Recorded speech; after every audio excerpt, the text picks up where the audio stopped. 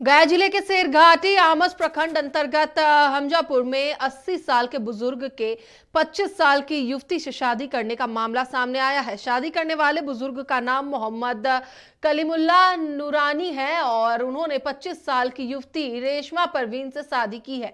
बुजुर्ग मोहम्मद कलीमुल्ला ने कहा कि शादी करने की जरूरत थी, इस कारण शादी की, लेकिन 25 साल की युवती से शादी करने के मामले में वह चुप्पी साध गए। उधर दीजिए, उधर जाएगा, उधर जाएगा।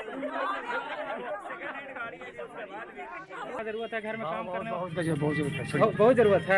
अच्छा अच्छा, चलिए। कितना उम्र हुआ होगा आपका? 50। चलिए। कहाँ मकान हुआ आपका?